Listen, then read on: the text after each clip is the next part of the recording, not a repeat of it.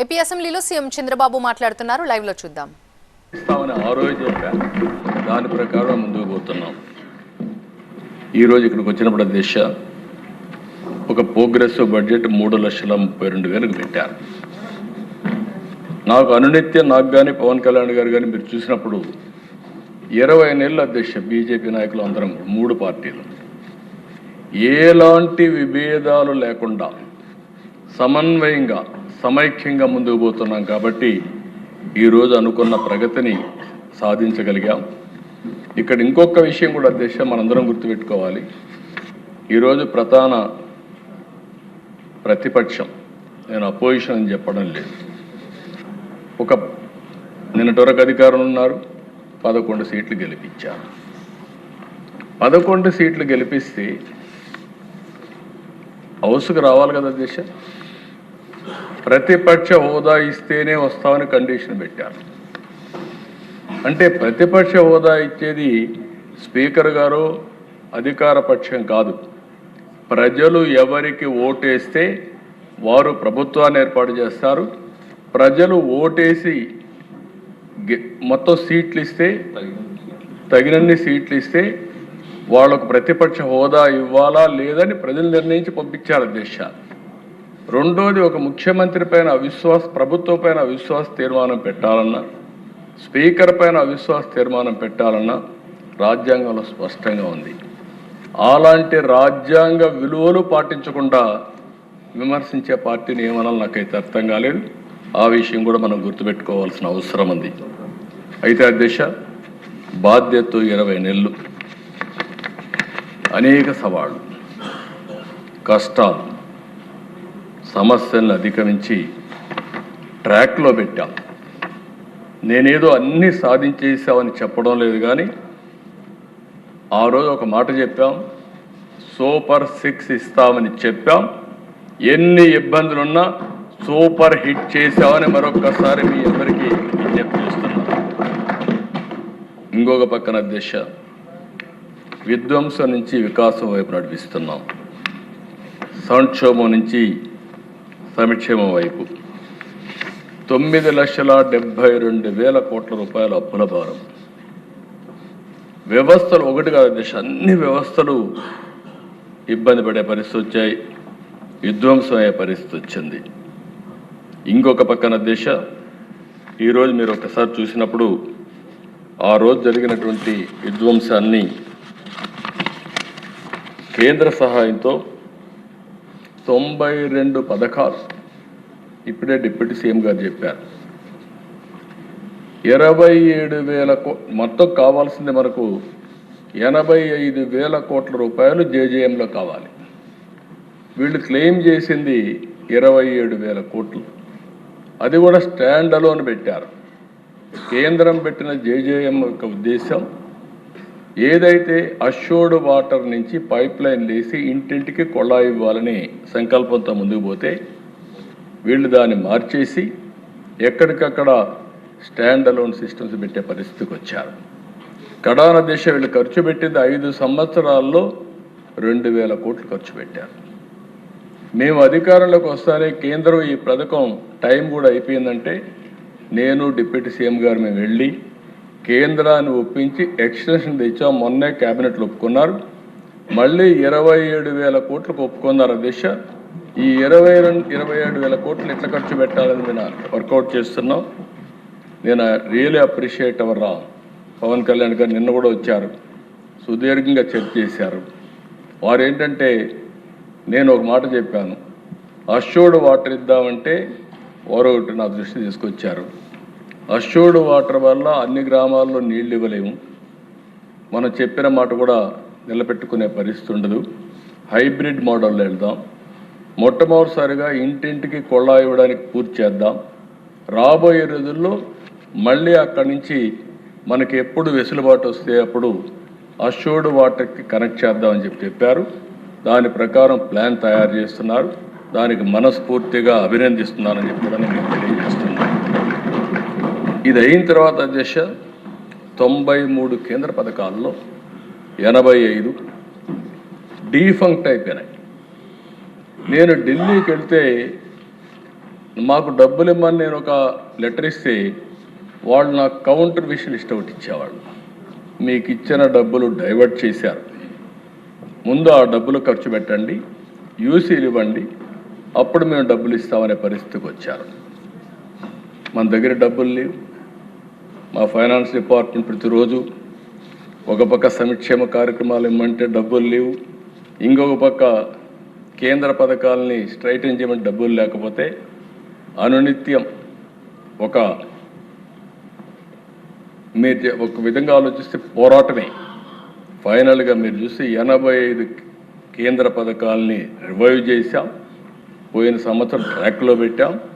ఈ సంవత్సరం పూర్తిగా ఖర్చు పెట్టి ఎక్స్ట్రా మనీ డ్రా చేయడానికి కూడా మళ్ళీ ప్రిపేర్ అవుతున్నాం అధ్యక్ష. రేపు అసెంబ్లీ అవుతానే, అందుకే కేశవ్ గారికి కూడా చెప్పాం, అసెంబ్లీ ముందుగానే పెట్టండి, అవసరమైతే ఫస్ట్ వీక్ అంతా క్లోజ్ చేద్దాం, సెకండ్ వీక్ మీరు అందరూ ఢిల్లీకి వెళ్ళండి, ఆల్ మినిస్టర్స్ సెక్రటరీస్ ఢిల్లీకి వెళ్ళండి. కొన్ని రాష్ట్రాలు నిధులు ఉపయోగించకుండా ఉంటాయి, అవి కూడా డ్రా చేస్తే కాస్తో కోస్తో ఇప్పుడే కేశవ్ గారు ఇప్పుడు ఒక 2,000, 3,000, 5,000 కోట్లు ఇస్తే కొంత వెసులుబాటు వస్తుందని ప్రయత్నం చేస్తున్నాం. అలాంటి నిరంతరం ఈ కార్యక్రమాన్ని కొనసాగిస్తున్నాం. ఇంకొక పక్కన అధ్యక్ష, ఈరోజు మీరు చూస్తే ప్రభుత్వ ఆస్తులు పెట్టి తాకట్టు పెట్టి డబ్బులు బారో చేశారు, అధిక ఇంట్రెస్ట్ పెట్టారు. ఆ రోజు మనం పేపర్లో చదువుకున్నాం. MRO office, primary health centres, ఇవన్నీ ఇంకొక పక్కన సర్క్యూట్ హౌస్, ఇలాంటి ఆస్తులు పెట్టి తీసుకొచ్చే పరిస్థితికి వచ్చారు. రేట్ ఆఫ్ ఇంట్రెస్ట్ కూడా 12%, 13%. ఇష్టానుసారంగా ఎప్పుడైతే డబ్బులు కట్టరు అనే నమ్మకం లేనప్పుడు, క్రెడిబిలిటీ లేనప్పుడు ఎక్కువ ఇంట్రెస్ట్ పెట్టే పరిస్థితి వస్తుంది. అలాంటి ఇంట్రెస్ట్ కూడా పెంచి తీసుకొచ్చారు. ఈరోజు అధ్యక్ష మళ్ళీ కేంద్ర సహకారంతో కేంద్ర మంత్రి గారు కూడా పూర్తిగా సహకరిస్తున్నారు, ఫైనాన్స్ మినిస్టర్ గారు. ఇప్పటికే 43,295 కోట్ల రూపాయలు రీషెడ్యూల్ చేయించాం. దీనివల్ల 327 కోట్లు సంవత్సరానికి బెనిఫిట్ వస్తుంది. ఇది కాకుండా 1,20,000 కోట్ల రూపాయలు రీషెడ్యూల్ కోసం ప్రయత్నం చేస్తున్నాం. ఇది కూడా వస్తే 1,658 కోట్లు సంవత్సరానికి ఆర్థికంగా వెసులుబాటు వస్తుంది. దీనివల్ల కనీసం ఒక స్కీమ్ ఇవ్వడానికి అవకాశం ఉందని ముందుకు పోయే పరిస్థితిలో ఉన్నాం అధ్యక్ష. అంటే ఏ విధంగా ఒక్కొక్క స్కీమ్కి ఏ విధంగా ముందుకు పోయే పరిస్థితికి వచ్చాం. పోలవరం అధ్యక్ష ఈరోజు గర్వంగా చెప్పగలుగుతున్నా, ఆ రోజు ఈరోజు పోలవరం ప్రాజెక్టు సాధ్యమైందంటే అది ఎన్డీఏతోనే సాధ్యమైంది. ఆ రోజు మనందరూ అక్కడ గుర్తుపెట్టుకోవాల్సిన అవసరం ఉంది. హౌస్లో ఏవైతే తెలంగాణలో ఉన్న 7 మండలాలు ఇవ్వకుండా పోలవరం నేషనల్ ప్రాజెక్ట్ చేసుంటే అది సాధ్యమయ్యేది కాదు. మొట్టమొదటిసారిగా మోడీ గారు ప్రధానమంత్రి అవుతానే పార్లమెంటు సమావేశాల కంటే ముందే 7 మండలాలు ఆంధ్రప్రదేశ్కి ఇవ్వడానికి ఆర్డినెన్స్ పాస్ చేసి తర్వాత సమావేశం పెట్టారు. ఆ 7 మండలాలు వచ్చాయి కాబట్టి పోలవరం మనం ప్రారంభించుకునే పరిస్థితికి వచ్చాం. ఇంకొక పక్కన అధ్యక్ష పోలవరంలో ఆ రోజు మనం చూస్తే ఒక వ్యక్తి స్వార్థంతో ఒక ప్రాజెక్టు కూడా ఏ విధంగా ధ్వంసం చేస్తారో మనం చూసాం. డయాఫామ్ వాల్ పూర్తిగా గోదావరిలో కొట్టుకునే పరిస్థితి వచ్చింది. నిర్లక్ష్యం, స్వార్థంతో. ఈరోజు ఈ హౌస్లోని హామీ ఇస్తున్నా, మళ్ళీ రాబోయే సంవత్సరం గోదావరి పుష్కరాల కంటే ముందే పోలవరాన్ని పూర్తి చేసి జాతికి అంకితం చేసే బాధ్యత ప్రభుత్వం తీసుకుంటామని దిశ. అందులో కూడా క్వాలిటీ కాడ రాజీ లేదు, చాలా స్పష్టంగా ఉన్నాం. ఏదైతే ఇంటర్నేషనల్ ఎక్స్పర్ట్స్ ఉన్నారు, కేంద్ర ప్రభుత్వం సిడబ్ల్యూసి ఉంది, వాళ్ళ ఆధ్వర్యంలో ప్రతి ఒక్కటి కూడా పూర్తి చేసి ఈ ప్రాజెక్టును పూర్తి చేసే బాధ్యత తీసుకోవడమే కాకుండా జాతికి అంకితం చేస్తామని చెప్పి కూడా మీకు తెలియజేస్తున్నా. అమరావతి కేంద్ర సహకారంతో ఈరోజు ట్రాక్లో పెట్టాం. 3 ఏళ్లలో ఒక ఇది వస్తుంది. నెక్స్ట్ సెషన్కంతా ఎమ్మెల్యేలు కూడా మీ క్వార్టర్స్లో మీరు ఉండే వెసులుబాటు వస్తుంది. ఇక్కడే ఉంటారు, ఇక్కడే మినిస్టర్స్ కానీ అందరం కూడా కార్యక్రమాలు చేసే పరిస్థితికి వస్తాం. ఒకటే హామీ ఇస్తున్నాను దిశ. ఆ రోజు హైదరాబాద్లో సైబరాబాద్ కట్టాం. ఈరోజు హయ్యెస్ట్ పర్ క్యాపిటల్ ఇన్కమ్ తెలంగాణకు వచ్చే పరిస్థితి వచ్చింది. ఈరోజు మళ్ళీ హామీ ఇస్తున్నాం, అమరావతి భవిష్యత్తులో నెంబర్ 1 రాజధానిగా భారతదేశమే కాకుండా ప్రపంచం మెచ్చుకునే విధంగా కట్టే బాధ్యత తీసుకుంటాం. విశాఖ ఉక్కు ఆంధ్రుల హక్కు, దీన్ని కూడా పూర్తిగా మనం కాపాడుకునే పరిస్థితికి వచ్చాం. కేంద్రం డబ్బులు ఇచ్చారు. డబ్బులు ఇచ్చిన తర్వాత దిశ మీరు ఒకసారి చూస్తే ఫస్ట్ టైం ప్రాఫిట్లు కూడా వచ్చింది. దీనికి కూడా రాష్ట్ర ప్రభుత్వం అనేక విధాలుగా వెసులుబాటు కల్పించామని చెప్పి కూడా నేను మీకు తెలియజేస్తున్నా. అదేశ ఇక్కడ ఉన్నప్పుడు సభ్యులకు కానీ ప్రజలకు కానీ అర్థం కావాల్సిన అవసరం ఉంది. ఈరోజు ఈ ప్రభుత్వం తీసుకున్న నిర్ణయాలు భవిష్యత్తులో ఏ విధంగా ఈ రాష్ట్రానికి ప్రయోజనకరమో కూడా మనం ఆలోచించాల్సిన అవసరం ఉంది. మొదటి దశ మీరు ఒకసారి చూస్తే నీటి భద్రత, వాటర్ అనేది చాలా ముఖ్యం. ఈ 2 సంవత్సరాల్లో రాష్ట్ర ప్రభుత్వం అనేక నిర్ణయాలు తీసుకున్నాం. ఈ 20 నెలల్లో మీరు ఒకసారి చూస్తే దిశ హంద్రి నీవా, ఎక్కడ కుప్పం, ఎక్కడ శ్రీశైలం మీరు చూస్తే అలాంటి ప్రాజెక్టుకి 3,500 కోట్ల రూపాయలు శాంక్షన్ చేసి పనులు పూర్తి చేసి 3 జిల్లాల్లో అన్ని మైన్ ఇరిగేషన్ ఇప్పుడే సభ్యులు కాలువ శ్రీనివాసులు కూడా చెప్పారు. దగ్గర 50-55 టీఎంసీ నీళ్లు ఈ జిల్లాలో తీసుకొచ్చామంటే ఇది ఒక చరిత్ర అని చెప్పి కూడా నేను మీకు తెలియజేస్తున్నాను. ఈరోజు అన్ని రిజర్వాయర్లు అన్నీ కూడా కళకళలాడుతున్నాయి. 628 టీఎంసీ నీళ్లు ఇప్పుడున్నాయి. ఎండాకాలం ఉంది అంటే సముద్రంలోకి పోయే నీళ్లు ఎక్కడికక్కడ సమర్థవంతమైన మేనేజ్మెంట్తో చేయగలిగాం. ఒక్క ఎగ్జాంపుల్ దిశ భూగర్భ జలాలు కూడా ఏ విధంగా పెంచామని ఒక ఎగ్జాంపుల్ మీరు చూస్తే ఒకప్పుడు సంవత్సరం భూగర్భ జలాలు ఇంకిపోయేటివి. దీనివల్ల చాలా ప్రమాదంగా ఉండేది. ఈరోజు ఆంధ్రప్రదేశ్ రాష్ట్రంలో 2 సంవత్సరాలు 2.33 మీటర్లు భూగర్భ జలాలు పెరిగాయి. ఇది ఒక బెస్ట్ ఎగ్జాంపుల్ మనందరికీ. ఇంకొక పక్క కోస్టల్ ఆంధ్రప్రదేశ్లో 2.06 మీటర్లు పెరిగింది. రాయలసీమ ఆ రోజు చెప్పా, ఈరోజు చెప్పా, ఎడారిగా మారిపోతుందన్నారు. రాళ్లసీమ అన్నారు. కాదు రతనాలసీమ చేస్తామని చెప్పి ఈరోజు అన్ని జలాశయాలు నీళ్లున్నాయి. 2.96 మీటర్లు భూగర్భ జలాలు పెరిగాయంటే అది ఈ ప్రభుత్వం యొక్క చిత్తశుద్ధికి ఒక ఉదాహరణ అని చెప్పి కూడా నేను మీకు తెలియజేస్తున్నా. దీనివల్ల లాభాలు ఏంటిని ఆలోచించే దిశ ఖరీఫ్ 6% పెరిగింది, రబీలో 10% పెరిగింది. ఈ 2 కాకుండా దిశ ఈసారి మాకు కరెంటు వినియోగం పెరగలే, కరెంటు వినియోగం తగ్గే పరిస్థితి వచ్చింది. అగ్రికల్చర్ ఫ్రీగా కరెంట్ ఇస్తాం. అలాంటి ఫ్రీగా ఇచ్చే కరెంటు ఎక్కువ పెరగలేదంటే దానికి గణనీయంగా మనకు బెనిఫిట్ వచ్చే పరిస్థితి వస్తుంది. దీనికి లింక్డ్ విత్ వ్యవసాయం ఇది విద్యుత్ శక్తి చూస్తే దిశ మేము ఆ రోజు ఒకటే హామీ ఇచ్చాం. ఎన్ని ఇబ్బందులున్నా కరెంటు ఛార్జీలు పెంచమని చెప్పాం, మాట నిలబెట్టుకున్నామని మరొకసారి ఈ సభ ద్వారా ప్రజలందరికీ విజ్ఞప్తిస్తున్నాం. ఇంకొక పక్క దిశ 32,000 కోట్ల రూపాయలు కరెంటు ఛార్జీలు పెంచారు.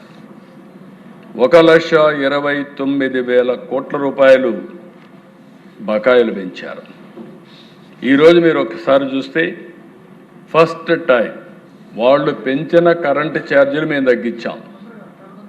ట్రూ ఆఫ్ ఛార్జెస్ వేస్తే భారం వేస్తే దాన్ని ట్రూ డౌన్ ఛార్జెస్ కింద ఒక్కొక్క యూనిట్కి 13 పైసలు చొప్పున 4,498 కోట్ల రూపాయలు కరెంటు భారాన్ని తొలగించిన ఘనత కూడా ఈ ఎన్డీఏ ప్రభుత్వం.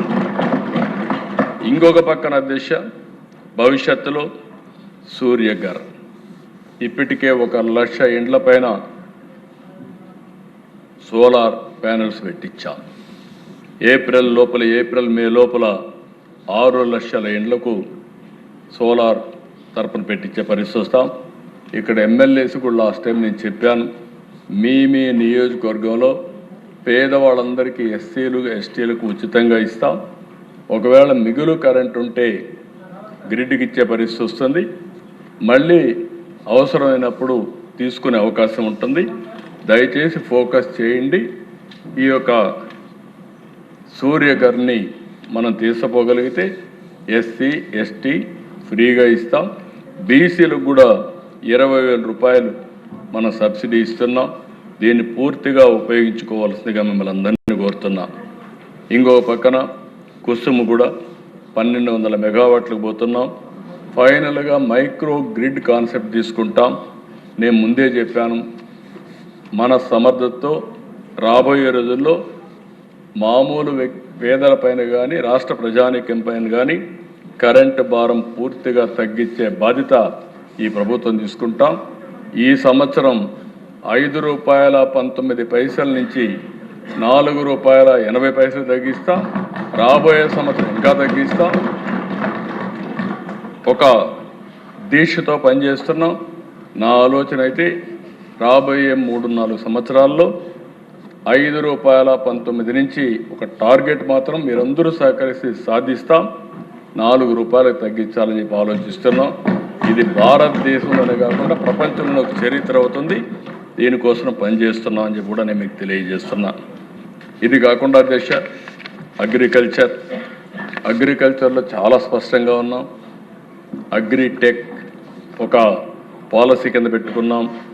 ఇప్పటికే మీరు చూస్తే కొన్ని ఇబ్బందులు కూడా వస్తున్నాయి. ఆ ఇబ్బందులు కూడా నేను చెప్తాను. కానీ యాజ్ ఆన్ టుడే అగ్రికల్చర్లో రాయలసీమ హార్టికల్చర్ హబ్గా తయారు చేయాలని ఈ సంవత్సరం కేంద్రం కూడా ఒప్పుకున్నారు. ఇన్ ప్రిన్సిపల్ 30,000 కోట్ల రూపాయలతో కేంద్రం శాంక్షన్ చేస్తున్నారు. ప్రైవేట్ ఇన్వెస్ట్మెంట్ 70,000 కోట్లు వస్తుంది. 1,00,000 కోట్ల రూపాయలతో 9 జిల్లాల్లో హార్టికల్చర్ హబ్ చేసి ప్రపంచానికే నెంబర్ 1గా చేస్తాం. దీనివల్ల దేశ చాలా ఉపయోగపడుతుంది. ఇక్కడ అక్వాకల్చర్ హబ్గా చేసుకోవడానికి కూడా మనం ముందుకు పోతున్నాం. మనం వాణిజ్య పంటలతో ముందుకు పోయి ప్రజల ఆహారపు అలవాట్ల ప్రకారం ఇవన్నీ చేయాలని ముందుకు పోయే సమస్యలో కొన్ని ఇబ్బందులు వస్తాయి. దాన్ని కూడా ఏ విధంగా మనం ముందుకు పోవాలనో మనం ఆలోచిస్తామని చెప్పి కూడా నేను మీకు తెలియజేస్తున్నా. ఇంకొక పక్కన అధ్యక్ష, నేను ఎన్నో సందర్భాల్లో చెప్తున్నా, ఈరోజు మనందరం కష్టపడేది పేదల కోసం కష్టపడుతున్నాం. అందరికీ మెరుగైన జీవన ప్రమాణాలు ఇవ్వాలని కష్టపడుతున్నాం. అందుకే టాప్ 10 ప్రిన్సిపల్స్ పెట్టుకున్నాం. ఇందులో నెంబర్ 1 జీరో పావర్టీ.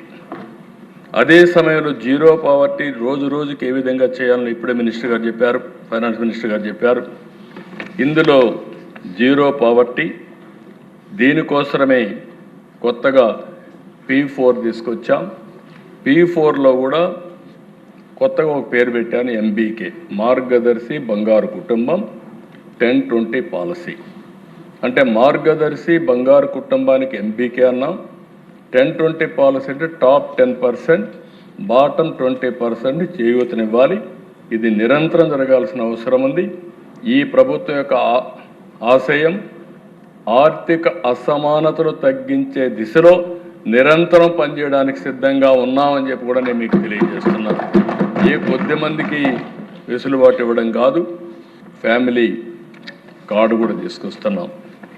రాబోయే రోజుల్లో ప్రతి ఒక్క దానికి ఒక ఐడెంటిటీ కార్డు లేకుండా మీరు ఒక్కసారి స్వాపింగ్ చేస్తే ఎవరెవరు దేనికి ఎలిజిబుల్, ఏమేమి డ్రా చేశారు, వ్యక్తిగతంగా ప్రతి ఒక్కరికి భద్రత కల్పించడానికి వాళ్ళకు వచ్చే బెనిఫిట్స్ ఇస్తాం. Family as a unit empower చేయడానికి ముందుకు పోతాం. ఆ ఫ్యామిలీకి ఇచ్చే వెల్ఫేర్ కానీ, అదేవిధంగా పావర్టీలో ఉండే వాళ్ళకి అదనంగా ఇచ్చేది కానీ, కేంద్రం రాష్ట్రం ఇచ్చే అన్ని కార్యక్రమాలు ఇంటిగ్రేట్ చేసి ముందుకు తీసుకుపోతామని చెప్పి కూడా నేను మీకు తెలియజేసుకుంటున్నాను. ఇంకో పక్కన దేశ ఈ ప్రభుత్వం వచ్చిన తర్వాత 25 పాలసీలు తీసుకొచ్చాం. ఈ 25 పాలసీల వల్ల లాభం ఏంటని మీరు ఒకసారి ఆలోచిస్తే, ఒక్క విశాఖపట్నంలో 610 ఎంఓయూలు చేశాం. ఒకే 2 రోజుల్లో 13,25,000 కోట్ల రూపాయలు పెట్టుబడులు, 16 లక్షల మందికి ఉద్యోగాలు వచ్చే విధంగా ఆ రోజు ఒప్పందాలు చేశాం. ఇప్పటికి 15 ఎస్ఐపి బిల్ పెట్టాం. 9,03,562 కోట్లు క్లియర్ చేశాం. ఇంకో పక్కన దిశ ఈ 20 నెలల్లో 22,28,000 కోట్ల రూపాయల పెట్టుబడులు వచ్చాయి. ఇవన్నీ పూర్తయితే 23 లక్షల మందికి ఉద్యోగాలు వచ్చే పరిస్థితి వస్తుంది. ఆ రోజు చెప్పింది 20 లక్షలు చెప్పాం. ఇప్పుడు వచ్చిన పెట్టుబడులతోనే 23 లక్షల మందికి ఉద్యోగాలు వస్తాయని కూడా నేను మీకు తెలియజేస్తున్నా. మొన్నే నేను చెప్పాను, ఇప్పటికే 6,28,347 మందికి ఉద్యోగాలు ఇచ్చాం. ప్రభుత్వ ఉద్యోగాలు 30,607 మందికి ఇచ్చాం. మెగా డిఎస్సి పెట్టాం, కానిస్టేబుల్స్కి ఇచ్చాం. ఇంకొక పక్కన ఇవన్నీ చేయడమే కాకుండా పర్యాటక రంగాన్ని పారిశ్రామిక హోదా ఇచ్చాం. దీంట్లో కూడా ఎక్కువ ఉపాధి కల్పిస్తామని చెప్పి కూడా నేను మీకు తెలియజేస్తున్నా. ఈరోజు ఇంకొక పక్కన దిశ ఇవన్నీ చేస్తున్నాయి. క్వాంటమ్ వ్యాలీ కానీ, డేటా సెంటర్ కానీ, గ్రీన్ ఎనర్జీ కానీ, సర్క్యులర్ ఎకానమీ కానీ ఇలాంటివి తీసుకొచ్చినప్పుడు కొత్తగా ఒక విధానానికి ముందుకు పోతున్నాం. రాబోయే రోజుల్లో ఇండస్ట్రీకి ఇచ్చే సబ్సిడీస్ అన్నీ కూడా ఎస్క్రో అకౌంట్ కూడా పెట్టి వాళ్ళకు ఎప్పటికప్పుడు ఆఫీస్కి వచ్చే పని కూడా లేకుండా వాళ్ళు కానీ అన్ని కానీ ఫుల్ఫిల్ చేస్తే నేరుగా వాళ్ళ అకౌంట్కి వెళ్ళిపోయే ఏర్పాటు చేస్తామని చెప్పి కూడా నేను మీకు తెలియజేస్తున్నాను. మొన్న నేను డిప్యూటీ సీఎం గారు పోయినప్పుడు సుప్రీంకోర్టు జడ్జెస్ కూడా వచ్చినప్పుడు మీడియేషన్ గురించి మాట్లాడారు. మేము కూడా వారితో మాట్లాడిన తర్వాత ఆ మీటింగ్లో కూడా నేను అనౌన్స్ చేశాను. దేశంలో ఫస్ట్ టైం మీడియేషన్ కోసం సక్సెస్ఫుల్ మీడియేషన్ అంటే 10,000, అదే మాదిరిగా అన్సక్సెస్ఫుల్ మీడియేషన్ 3,000 రూపాయలు ఆన్రోరేం ఇచ్చే ఏర్పాటు చేసిన ఏకైక ప్రభుత్వం ఆంధ్రప్రదేశ్ ప్రభుత్వం అని చెప్పి కూడా నేను మీకు తెలియజేస్తున్నాను. నాకు ఎప్పుడు కూడా ఒకటే ఆలోచన, ఏది కూడా లిటిగేషన్తో ఏది సాధించలేం, కానీ కన్సెన్సస్ ఉండాలి, డిస్కషన్ ఉండాలి, మీడియేషన్ ఉండాలి. అది కుటుంబానికి కానీ సమాజానికి కానీ మంచి జరిగే పనులన్నీ కూడా ఈ మీడియేషన్తో పూర్తి చేయాలని చెప్పేది ఉద్దేశం. ఇంకో పక్కన దిశ నాలా యాక్ట్. చాలామంది అన్నారు ఏదో డబ్బులు వస్తుంది దీన్ని తీసేస్తున్నారంటే అభివృద్ధికి అవరోధం కలిగిస్తుంది కాబట్టి నాలా చట్టాన్ని తీసేసి పూర్తిగా అభివృద్ధికి నాంది పలికాం, అవినీతికి కట్టడి చేశామని చెప్పి కూడా నేను మీకు తెలియజేస్తున్నా. కొత్తగా జన్ విశ్వాస్ కేంద్రం తీసుకొచ్చారు. దీనికి కూడా ముందుకు పోతున్నాం. ఏవైతే అవుట్డేటెడ్ లాస్ కానీ ఎక్కడైనా అభివృద్ధికి అవరోధంగా మారిన లాస్ అన్ని కూడా మారుస్తున్నాం. జన్ విశ్వాస్ ద్వారా మొన్న మీరు బిల్లు కూడా పాస్ చేశారు. ఇవి కూడా తీసుకొస్తామని చెప్పి కూడా నేను మీకు తెలియజేసుకుంటున్నా. ఇంకొక పక్కన దిశ ఈరోజు నేను మనస్ఫూర్తిగా ఇక్కడే అందరిని అభినందిస్తూ, డిప్యూటీ సీఎం గారు చాలా ఎఫెక్టివ్గా మీరు చూసే దిశ గత ప్రభుత్వం 5 ఏళ్ళు 884 కిలోమీటర్లు సీసీ రోడ్లు వేశారు, 239 కిలోమీటర్లు బీటీ రోడ్లు వేశారు. ఈరోజు పల్లె పండుగ 1-2లో 4,990 కిలోమీటర్ల సీసీ రోడ్లు 2,495 కోట్లతో నిర్మాణం చేశారు. అది కూడా 20 నెలల్లో. అంటే వాళ్ళు చేసిన పని కంటే దగ్గర 5 ఇంతలు 6 ఇంతలు 20 నెలల్లో చేయగలిగారంటే అది ప్రభుత్వ విధానం అని చెప్పి కూడా నేను మీకు తెలియజేసుకుంటున్నా. ఇంకొక పక్కన మీరు ఆలోచిస్తే దేశ ఇప్పటికే 14,954 గోశాల నిర్మాణం చేశాం. అది కాకుండా 157 కమ్యూనిటీ పశువుల షెడ్లు నిర్మాణం చేసే పరిస్థితికి వచ్చాం. కొత్తగా మ్యాజిక్ డ్రైన్స్ తీసుకొచ్చారు. ఇది కానీ సక్సెస్ అయితే చాలా వరకు డ్రైనేజ్ సమస్య కూడా పరిష్కారం అవుతుంది. ఇంకొక పక్కన దిశ మీరు చూస్తే 15వ ఆర్థిక సంఘం నిధులతో పాటు స్థానిక సంస్థల నిధులతో బస్ షెల్టర్లు, రచ్చబండ్లు ఇలాంటివన్నీ 15,000 పనులు ఉన్నాయి. ఇలాంటివి వేరియస్ కార్యక్రమాలు. మొన్న కూడా డబ్బులు లేవన్నా పట్టుబడితే 4,000 కోట్ల రూపాయలు రోడ్ల కోసం శాంక్షన్ చేశాం. డోలీ మూతలు పోవాలి అనేది డిప్యూటీ సీఎం గారు అందరి సంకల్పం. తప్పకుండా దాన్ని కూడా తొందరలోనే సాధించే దిశగా ముందుకు పోతున్నామని కూడా నేను మీకు తెలియజేస్తున్నాను. ఇంకొక పక్కన దగ్గర మీరు చూసినప్పుడు నరేగా కింద 54,94,000 కుటుంబాలకు 90 లక్షల మందికి 42 కోట్ల మందికి ఉపాధి కల్పించారు. అది కూడా ఒక హిస్టరీ. ఇవన్నీ చేసిన తర్వాత ఇప్పుడు కొత్తగా మీరు చూస్తే ఒక సమస్య, నరేగా పోయి జీరామ్జీ వస్తూ ఉంది. 40% మనం కాంట్రిబ్యూట్ చేయాలి. అయినా పర్వాలేదు, ఏమాత్రం బడ్జెట్ తగ్గకుండా నిధులు కేటాయించే విధంగా ముందుకు పోతున్నాం. రాబోయే రోజుల్లో పల్లెల వాతావరణం బ్రహ్మాండంగా తయారవుతుందనేది ఇది ఒక ఉదాహరణ మాత్రం. తప్పకుండా పల్లెల్లో కొత్త వెలుగులు చూడడానికి డిప్యూటీ సీఎం చేసే కార్యక్రమానికి పూర్తిగా సహకరిస్తామని చెప్పి కూడా నేను మీకు తెలియజేస్తున్నాను. ఈరోజు ఇక్కడ మినిస్టర్స్ అందరూ కూడా బాగా పనిచేస్తున్నారు, పోటీపడి పనిచేస్తున్నారు. ఇంకా చేయాల్సిన కూడా అవసరం ఉంది. అదేవిధంగా నేను మెగా పేరెంట్స్ టీచర్స్ ప్రోగ్రాం పెట్టి విద్యను కూడా నెక్స్ట్ లెవెల్కి తీసుకుపోవాలని చెప్పి ఆలోచిస్తున్నాం.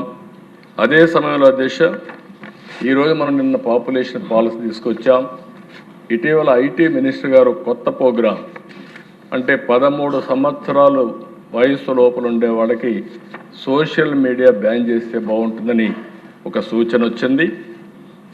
తప్పకుండా తొందరలోనే 90 డేస్లో 13 సంవత్సరాల లోపల ఉండేవాళ్ళు సోషల్ మీడియాకు అందుబాటు లేకుండా చేసే కార్యక్రమానికి శ్రీకారం చుడతాం. 13, 16 సంవత్సరాలు చర్చ చేస్తున్నాం. అందరూ ఒప్పుకుంటే దాన్ని కూడా ఏం చేయాలని ఆలోచిద్దాం. అల్టిమేట్గా సోషల్ మీడియా వల్ల మన పిల్లలు నష్టపోవడానికి వీలు లేదు. దానికి ప్రభుత్వం కట్టుబడి ఉంటుందని మరొకసారి మీ ద్వారా రాష్ట్ర ప్రజానికానికి విజ్ఞప్తి చేస్తున్నాను. ఇది కాకుండా స్వర్ణాంధ్ర 2047 10 సూత్రాలు పెట్టుకున్నాం. దాని ఫలితాలు ఇప్పుడే చెప్పాను. Short term, medium term, long term లక్ష్యాలతో యాక్షన్ ప్లాన్ తయారు చేశాం. 3 రీజన్లుగా అభివృద్ధి ప్రణాళిక తయారు చేసుకుంటున్నాం. అభివృద్ధి వికేంద్రీకరణ జరగాలి. మన రాజధాని అమరావతి, ఏకైక రాజధాని అమరావతి.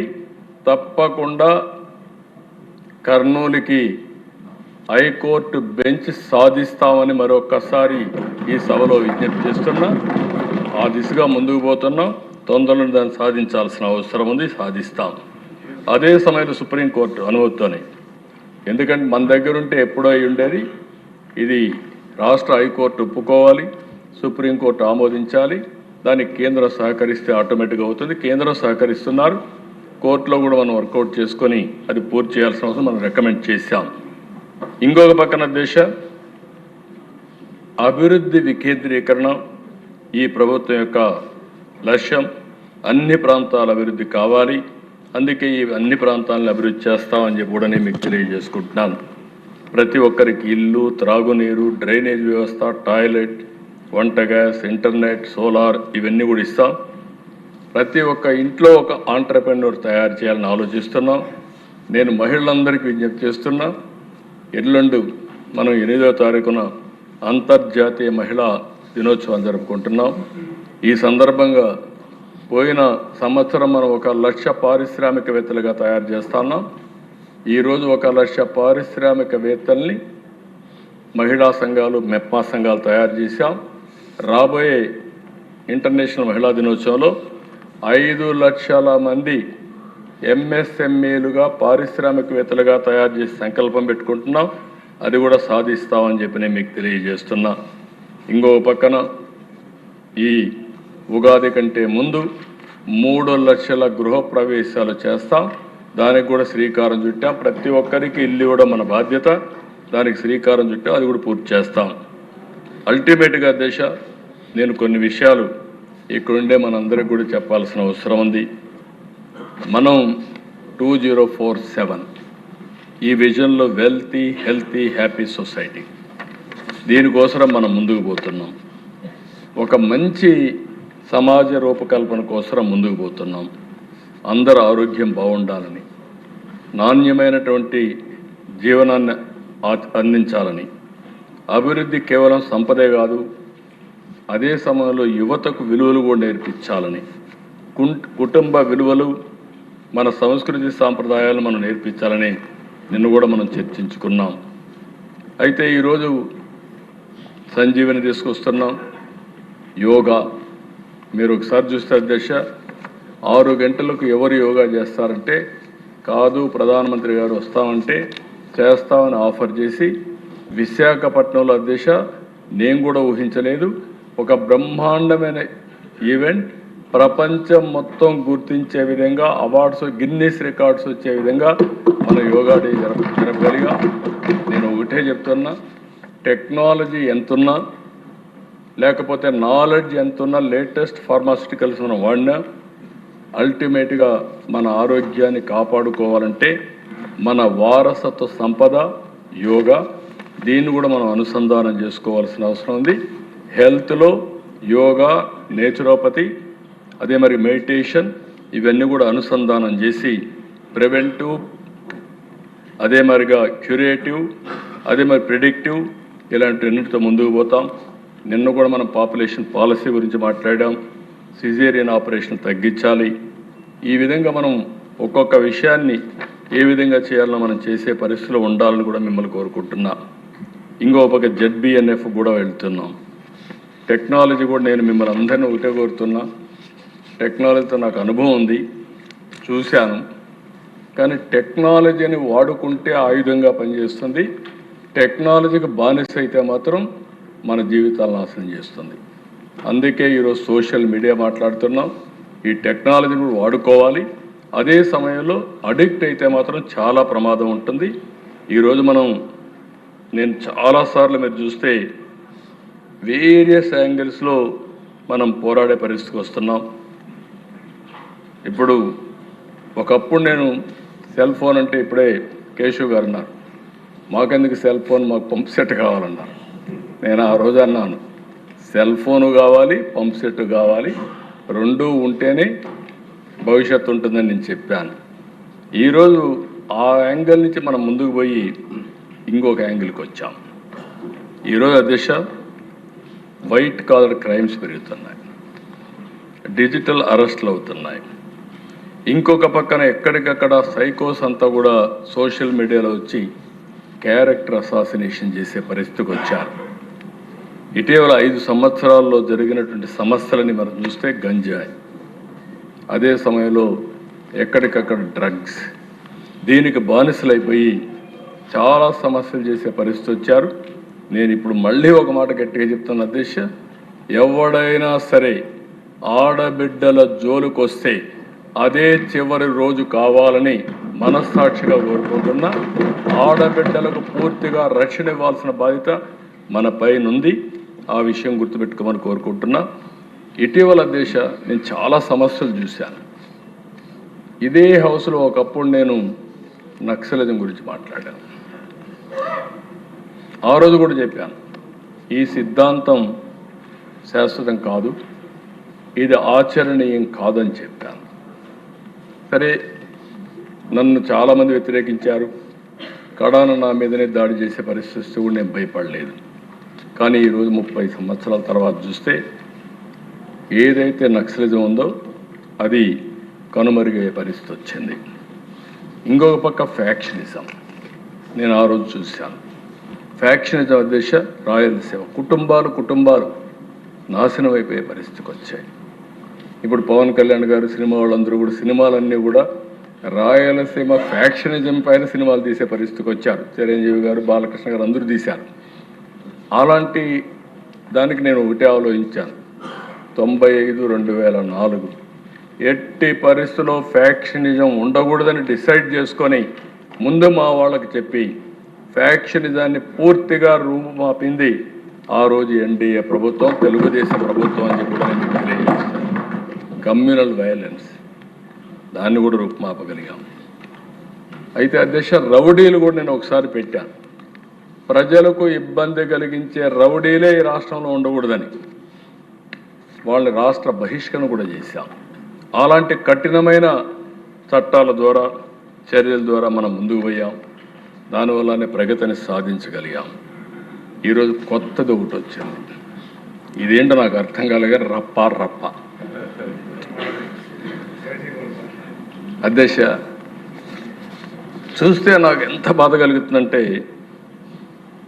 ఒక రాజకీయ నాయకుడు ఎక్కడికన్నా పోతే నిన్న వరుసగా ఇదే పని రప్ప నడుమ జగన్ ప్రొద్దుటూరు పర్యటన పోయింది పెళ్లికి తప్పలేదు. అచ్చినాడు తెలుసు చావుకైనా పెళ్లికైనా ఒకటే మంత్రం. వెళ్ళాడు. వెళితే ఏంటి అధ్యక్ష ఇది ఈయనకి సెక్యూరిటీ ఇవ్వలేదంటారు. సెక్యూరిటీ పోయిన ఏఎస్ఐ పరిస్థితి ఆ రప్ప చిక్కొని ఈయన స్ట్రెచ్చర్ పైన తీసుకొచ్చారు.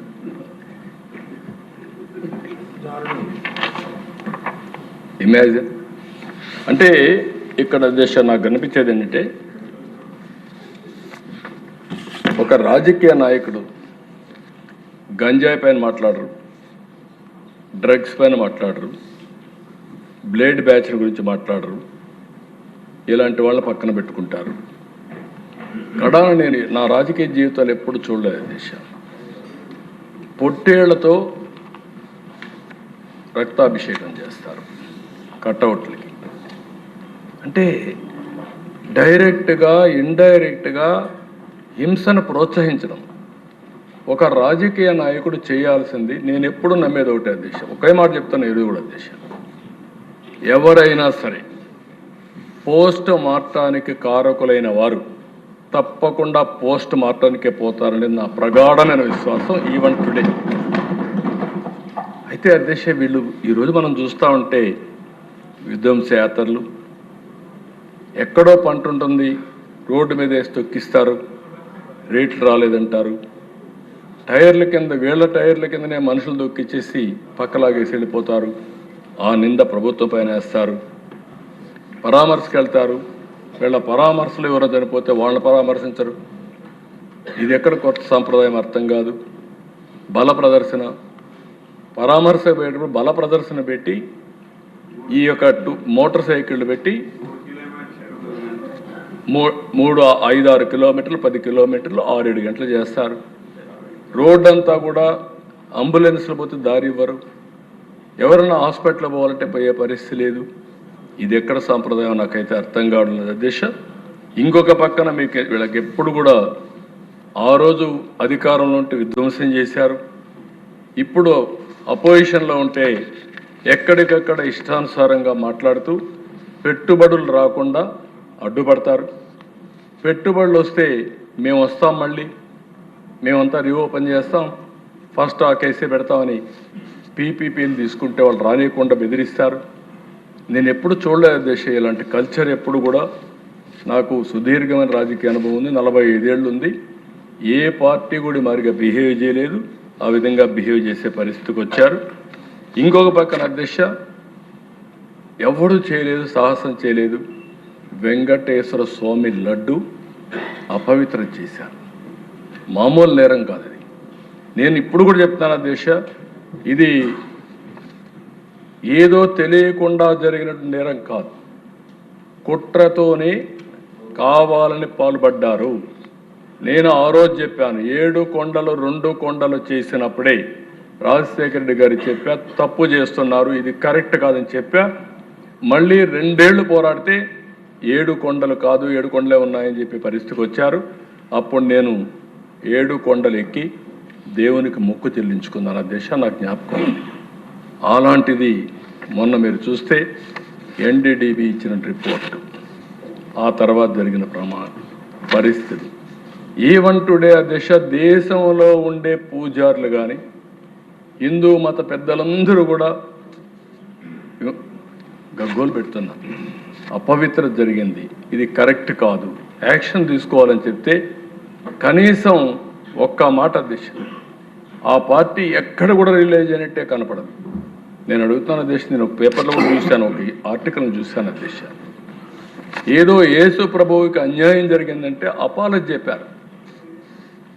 నేను అడుగుతున్నాను అధ్యక్ష, మీకు యేసు ప్రభువుకి అన్యాయం జరిగితే నువ్వు అపాలజీ చెప్పావు, నేను కూడా తప్పు చేస్తే నేను కూడా చెప్తాను.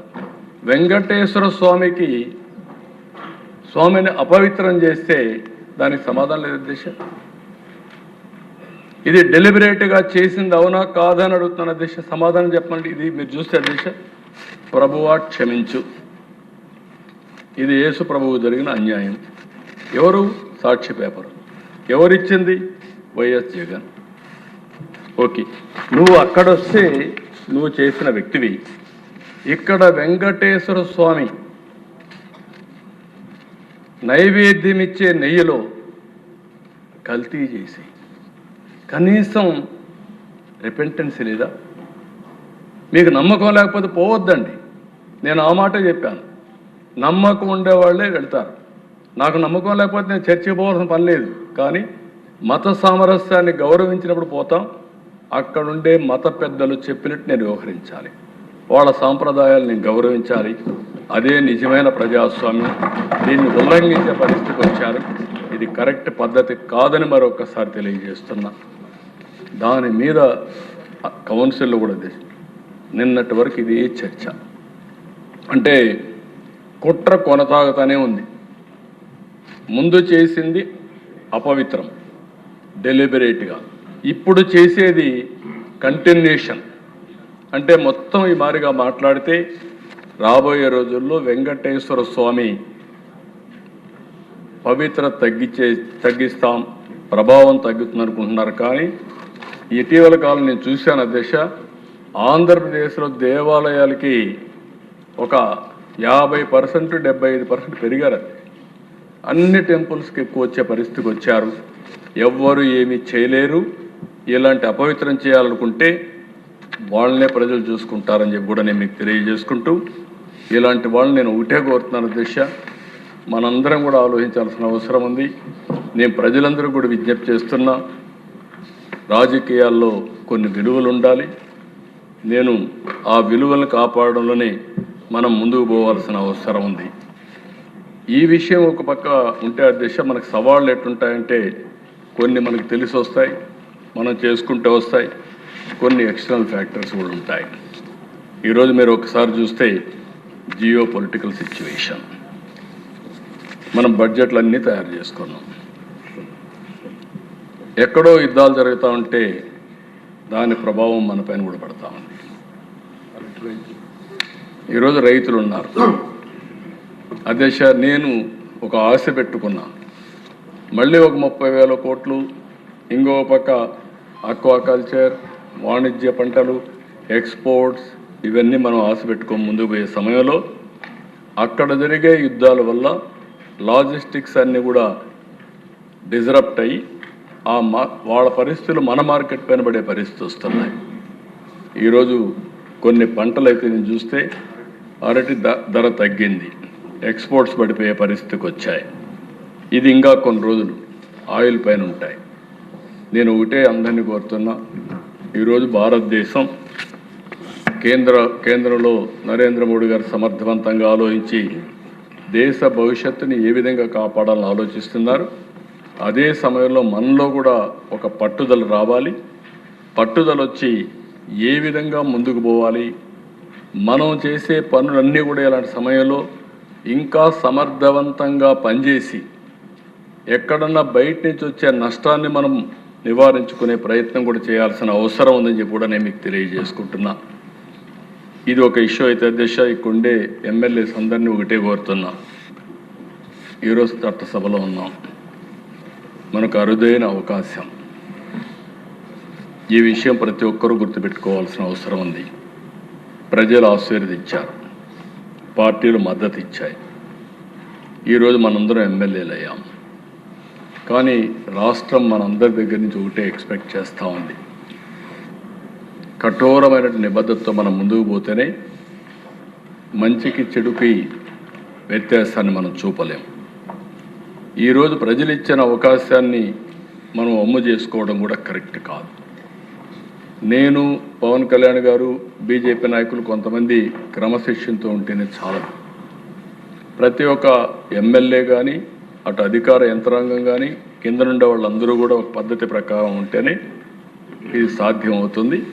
నేను ఒకటే మిమ్మల్ని అందరినీ నిన్నామన్నా కూడా నేను సమీక్షలు కూడా చేసినప్పుడు చెప్తున్నా, సమస్యల పరిష్కారం చేస్తూ ముందుకు పోతున్నాం. ఫైనల్గా నేను ఒకటే మిమ్మల్ని కోరేది, ఒక క్రూషియల్ సమయంలో మనం ఇక్కడ ఉన్నాం.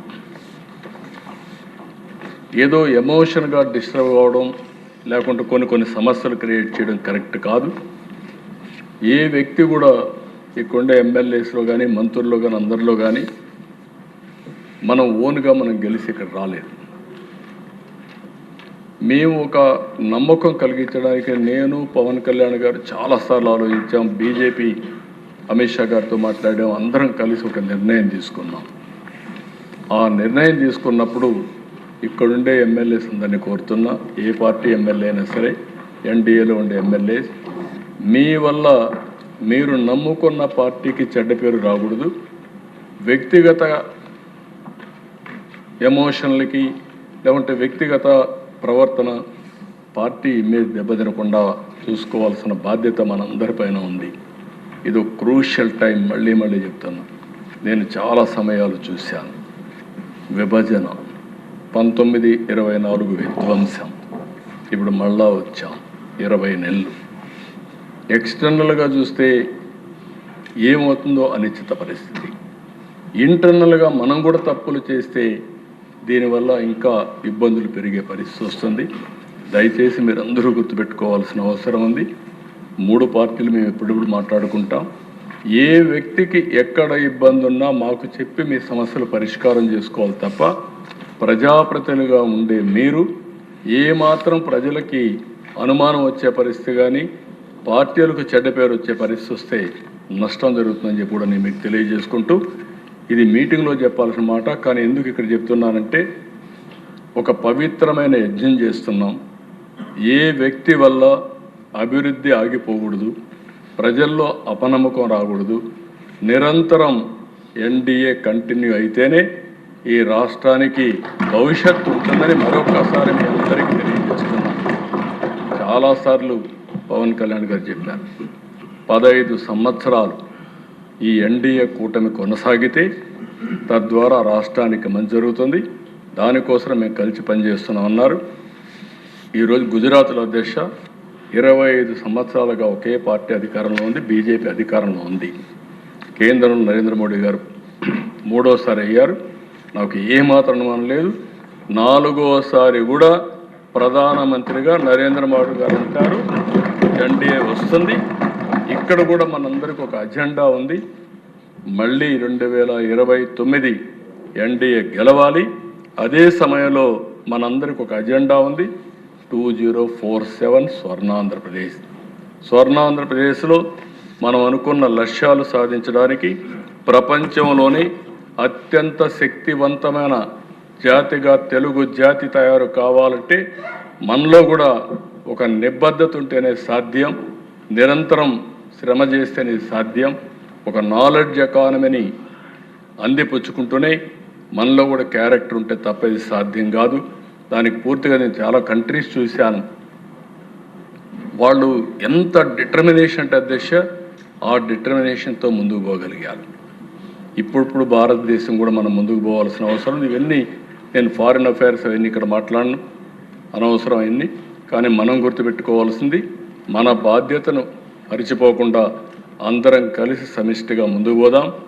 20 నెలల్లో అనుకున్న దానికంటే కొంత మెరుగైనటువంటి ప్రోగ్రెస్ సాధించాం. రాబోయే ఇప్పుడే పవన్ కళ్యాణ్ గారు చెప్పి 30 ఏళ్ళు సరిపడా విధ్వంసం జరిగింది. ఆ విధ్వంసం నుంచి బయట రాగలిగామంటే, కనీసం ఊపిరి పీల్చుకోగలిగామంటే అది మనం చూపించిన చొరవ, కేంద్రం ఇచ్చిన సహకారం అని చెప్పి మరొకసారి తెలియజేసుకుంటూ, మరొకసారి ఇక్కడ ఉండే ఎమ్మెల్యేస్ అందరం ఇదే దీక్షతో ముందుకు పోవాలని మరొకసారి కోరుకుంటూ, మీ నియోజకవర్గాల్లో ప్రభుత్వం చేసే అన్ని కార్యక్రమాలని ప్రజలకు చేరువయ్యే విధంగా, సుపరిపాలన ఇచ్చే విధంగా మీరు అన్ని విధాల చర్యలు తీసుకోవాల్సిందిగా మరొకసారి కోరుకుంటూ, ఈ అవకాశాన్ని ఇచ్చిన మీకు నమస్కారాలు, ధన్యవాదాలు. Thank you.